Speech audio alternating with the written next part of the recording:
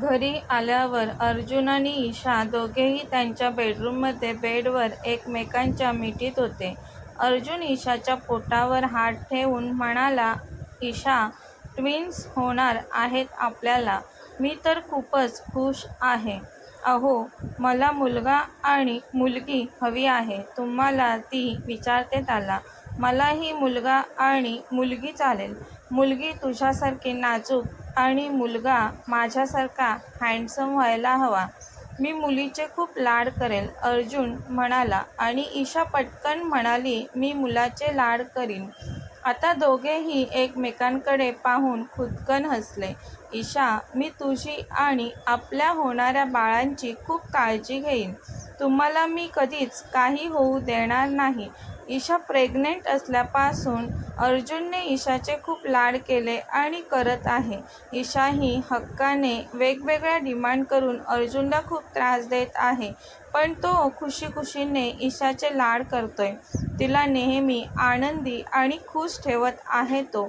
ईशाच्या 9व्या महिन्यात अर्जुनने ईशासाठी ऑफिस काम घरीच करायचं ठरवलेलं. त्यानुसार तो घरी राहून ईशाची काळजी घेत आहे. तो ईशाला आता क्षणभरही नजरेआड होऊ देत नाही.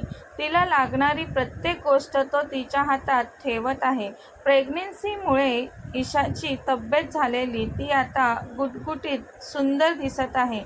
प्रेग्नन्सीचं तेज चेहऱ्यावर चढल्यामुळे चेहरा टवटवीत गुलाबी दिसत आहे तिचा. अर्जुन तर हल्ली तिच्याकडे कुतूहलाने पाहत राहतो. आज ते दोघे एकांतात बेडवर एकमेकांच्या मिठीत बसलेले असताना तो तिच्याकडे एकटक पाहताना पाहून तिने विचारलं त्याला, अहो, असे काय पाहताय माझ्याकडे? ईशा, तू खूप मोठी दिसत आहेस. तेच पाहतोय, तो तिला चिडवत म्हणाला. केवढी छोटी होतीस तू आणि आता एवढी मोठी झाली आहेस. काय मी आता तुम्हाला खूप मोठी दिसायला लागली का? म्हणत तिने रागाने पाहिलंच त्याच्याकडे. गुबगुबीत झालेले गाल आणखीनच फुगवले तिने. तसं अर्जुनने पटकन त्यावर ओठ टेकवले. अहो, जावा तुम्ही खूप वाईट आहात. आता नका लाडीगोडी लावू मला, बोलत तिने तोंड फिरवलं. पण त्याने असं म्हणत तिच्या दुसऱ्या गालावर पण ओठ टेकवले. ती रागाने डोळे बारीक करून त्याच्याकडे पाहू लागली. तो तिच्याकडे पाहून मिश्किल हसला आणि तिच्या नाकाचा शेंडा ओढत म्हणतो तिला, माझी गब्बू. तशी ती मोठ्याने, काय गब्बू? शी, काही काय बोलताय मला? मला नाही आवडलं गब्बू. पुन्हा बोलू नका मला गब्बू असं. ईशा नावाची सवय झाले मला, त्यामुळे तुम्ही मला ईशाच बोला. ईशा ऐकायलाच आवडतं मला. ओके ईशा, बोलून तो आता तिच्या पोटावर हात ठेवून बोलतो, बाळांनो, तुमची मम्मा रागवली आहे माझ्यावर, पण तुम्ही काळजी करू नका. मी तुमच्या मम्माची समजूत काढतो म्हणाला तो आणि त्याने ईशाच्या ओठांवर ओठ टेकवले लगेच. तिला हलकंच किस करून तो तिच्याकडे पाहून हसला. ईशा, खूप सुंदर दिसत आहेस तू, तो बोलला तिला. तशी ती लगेच खुश झाली आणि गोड हसली त्याच्याकडे पाहून. ईशा, तुझा राग दूर करायला मला फार वेळ नाही लागत, तो मनात म्हणाला. ते दोघे आपल्या होणाऱ्या बाळांविषयी गप्पा मारू लागले. दुसऱ्या दिवशी अर्जुन ईशाला घास भरवत होता. ती खात नव्हती म्हणून अर्जुन, एकच घास खा ना, एवढंच राहिलंय, संपव पटकन, तो म्हणत होता तिला. आणि ईशा, नको ना, आता खरंच बस झालं मला, म्हणत होती त्याला. रात्री तुम्ही काय म्हणालेलात मला, ते आठवते की नाही तुम्हाला? काय म्हणालेलो मी? अर्जुन काही आठवत नसल्याचं नाटक करत म्हणाला तिला. खरंच नाही आठवत तुम्हाला काही? तिने रागानेच विचारलं त्याला. तोही नाटकी स्वरात नाही आठवत म्हणाला तिला. आजी, बघा ना, हे मला चिडवत आहेत मुद्दाम, ईशा आजीजवळ त्याची तक्रार करत म्हणाली. आजी त्या दोघांना पाहून केव्हापासूनच एकटाच हसत होत्या. त्या म्हणाल्या, अर्जुन, बस कर रे आता. ईशाला भूक लागली तर ती थोड्या वेळाने खाईल. आजी, पण आमचे बेबी छान गुटगुटीत व्हायला हवेत. त्यासाठी बाळांच्या आईने खायला हवं ना. आजी हे जबरदस्ती मला आणखी खा म्हणत भरवतात आणि पहा ना, मला आता चिडवू लागलेत. रात्री हे मला गब्बू म्हणाले. काय गब्बू? आजी मोठ्याने हसतच म्हणाल्या. तसं तिने आणखीनच वैतागून त्याच्याकडे पाहिलं. ती रागावले ते पाहून तो आता छोटंसं तोंड करून सॉरी म्हणत होता तिला. आजी म्हणाल्या, छान आहे गब्बू. तशी ती उठून जाऊ लागली. आजी म्हणाल्या, अर्जुन, उद्या मी ईशाचा ओटी भरण्याचा कार्यक्रम ठेवला आहे. जास्त नाही, पण जवळचे नातेवाईक बोलवले आहेत. आजी, कशाला ओटी भरण्याचा कार्यक्रम ठेवलास? आमचे बेबी सुखरूप येऊ दे पहिलं. ओटी भरण्याचा कार्यक्रम म्हणजे नको असणाऱ्या माणसांना पण बोलवलं असशील आजी तू. अरे, कित्येक वर्षानंतर आपल्या महाजन खानदानात पुढची पिढी जन्माला येणार आहे. असं असताना ओटी भरण्याचा कार्यक्रम हा व्हायलाच हवा. आणि तुला वाटतंय ना, तुझ्या चुलत्या नेत्या कल्पेशच्या बापाने आपल्या कार्यक्रमामध्ये नको यायला? तसंच होईल. त्याला नाही बोलवलं मी. अर्जुन नाखुश होता. पण ईशा, अहो, असू द्या ना. मलाही वाटतंय आजीप्रमाणेच माझा ओटी भरण्याचा कार्यक्रम व्हावा असं. मग तो थोडासा तिच्याकडे पाहून हसला. पण त्याला त्याच्या आपल्या माणसांची खूप काळजी होती. दुसऱ्या दिवशी पाहुणे मंडळी येऊ लागले. मेकअप आर्टिस्टने हिरव्या रंगाची पैठणी नेसवलेली ईशाला, त्यावर साजेसा मेकअप केलेला, कानातलं, गळ्यातलं, कंबरपट्टा, बिंदी, बाजूबंद असे सर्व फुलांचे दागिने घातलेले ईशाला, कपाळावर छोटी टिकली आणि नाकात मोत्याची नथ, हातात हिरव्या काचेच्या बांगड्या आणि तिचे लांबसडक केस क्लचर लावून मोकळे सोडलेले, केसात खूप सारे गजरे माळलेले. खूपच जास्त तेज तिच्या चेहऱ्यावर दिसत होतं.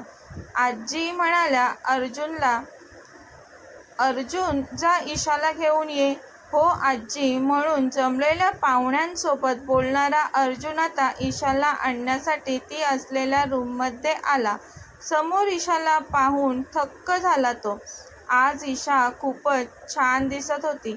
त्याच्यासाठी जगातील सर्वात सुंदर स्त्री होती ती. ती त्याला पाहून गोड हसली. खूप सुंदर दिसत आहेस ईशा, तो तिला एकटक पाहतच म्हणाला. अहो, तिने आवाज दिला तसा तो भानावर आला. चल ईशा, बाहेर जाऊ.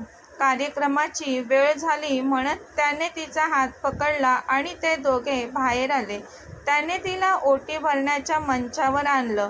तिथे अतिशय सुंदर सजवलेला झुला होता. त्याने तिला आधार देत झुल्यावर बसवलं आणि तिला हलके झोका दिला. तिच्यासमोर खूप सारे खाण्याचे पदार्थ ठेवलेले, गोड, तिखट, आंबट, तुरट सगळेच पदार्थ. जमलेल्या बायकांमधीलच एक बाई म्हणाली, चला आता सुरुवात करूयात का ओटी भरण्याच्या कार्यक्रमाला? आजी, हो करा, म्हणाल्या त्यांना. आजी ईशाची पहिली ओटी घरातील सुवासीन स्त्रीने भरायची, एक बाई म्हणाली. तशी गावावरून त्यांच्या कुटुंबातील आलेली गोदाकाकू पुढे आल्या.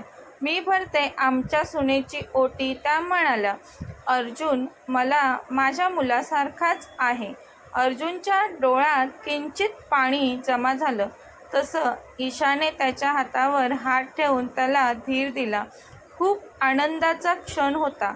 पण त्याचे आईवडील लेकाचं सुख पाहण्यासाठी जगातच नव्हते याचं त्याला वाईट वाटलं. आज सर्व काही होतं त्याच्याकडे, पण आईवडील नव्हते ही खंत सळत होती त्याच्या मनाला. गोदा काकूंनी ईशाची ओटी भरली आणि तिच्या चेहऱ्यावरून हात फिरून कडाकडा बोटं मोडली त्यांनी. त्यानंतर बाकी स्त्रिया ईशाच्या ओटीत फळं देऊन तिला आणि तिच्या जन्माला येणाऱ्या बाळांना खूप सारे आशीर्वाद देऊ लागल्या. आता गाणी म्हणण्याचा कार्यक्रम चालू झाला. अर्जुन एकसारखं ईशाकडे पाहत होता. आज तिच्या चेहऱ्यावरचं तेज जणू तो त्याच्या मनात, हृदयाच्या एका कोपऱ्यात साठवून ठेवत होता.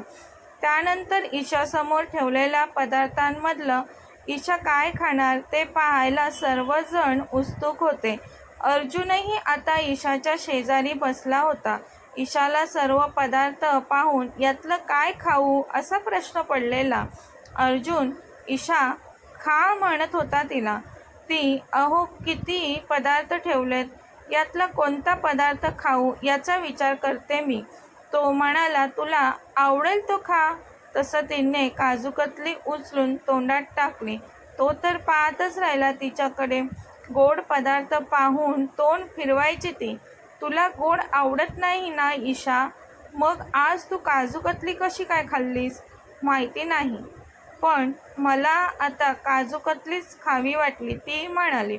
अजब आहे, नेहमी चटपटीत खाणारी तू कसं काय? तो म्हणाला. तसं तिने दुसरी काजूकतली उचलून पटकन त्याला भरवली. दोघेही आता एकमेकांकडे पाहून हसत होते. आज खूपच खुश होते ते.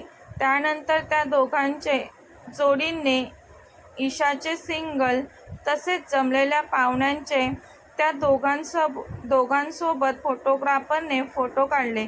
अरे, आपला महत्त्वाचा कार्यक्रम राहिलाच की. एक बाई 2 वाट्या झाकून ठेवलेली प्लेट ईशासमोर पकडत म्हणाली. हे काय आहे? अर्जुनने विचारलं. ती बाई सांगू लागली, एका वाटीत पेढा आहे आणि दुसऱ्या वाटीत बर्फी आहे. यातील एका वाटीवरचे झाकण काढून पाहायचं आहे, त्यात पेढा आहे की बर्फी. तसं तिने त्याच्याकडे पाहिलं. त्याने तिला नजरेनेच खुणवलं. वाटीवरचं झाकण काढून बघ असं. तिने हो मध्ये मान हलवून एका वाटीवरचं झाकण काढलं आणि सर्व जमलेल्या बायकांनी मोठ्याने हसून टाळ्या वाजवल्या. म्हणाल्या, बर्फी आहे म्हणजे तुम्हाला मुलगीच होणार. आजी सोडल्या तर त्यांना ट्विन्स होणार हे कोणालाच माहिती नव्हतं. पण एक रीत म्हणून अर्जुन ईशाने त्या खेळाचा आनंद घेतला. आता जमलेल्या पाहुण्यांचा जेवणाचा कार्यक्रम चालू झाला. अर्जुन, ईशा एकमेकांसोबत बोलत होते आणि कार्यक्रमासाठी जमलेली पाहुणे मंडळी जेवत होते. तेवढ्यात अर्जुनला कोणीतरी बोलवलं आणि तो ईशाला आलोच मी बोलून तिच्या जवळून निघून चाललेला. अहो, कुठे चाललात? तिने त्याचा हात पकडून विचारलं. त्याने तिच्या गालाला हात लावून म्हटलं, मी इथेच आहे. 2 मिनिटातच आलो परत. काळजी नको करूस. ईशाच्या बाजूला अर्जुन नाही. त्याच संधीचा फायदा घेऊन वेटरच्या ड्रेसमधली एक स्त्री ईशाच्या बाजूला आली आणि तिने इकडे तिकडे पाहत ईशाला पाठीमागून जोरात धक्का दिला. बेसावत असलेली ईशा तोल जाऊन पोटाच्या भागावर जमिनीवर पडली. ती मोठ्याने कळवळली. तिचा आवाज ऐकून सर्वजण तिच्याकडे पाहू लागले. अर्जुन तिच्याजवळ पुन्हा येतच होता तर त्याने तिला जमिनीवर पडलेलं पाहिलं. तोही मोठ्याने ओरडला. ईशा आणि तिच्याजवळ धावला.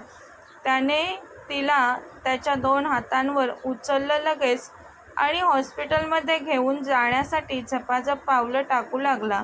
एका क्षणात तिथलं आनंदमय वातावरण आता एका भयानक परिस्थितीत बदललेलं.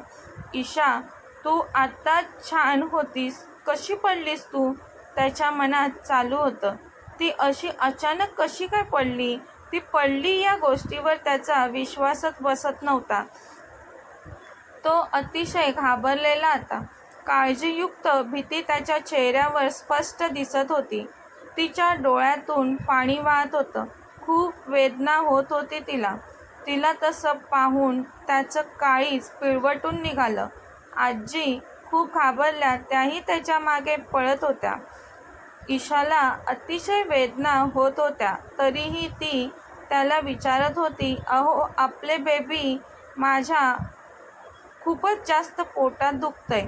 आपल्या बाळांना काही. ती बोलणार तर तो म्हणाला, काही नाही होणार आपल्या बाळांना.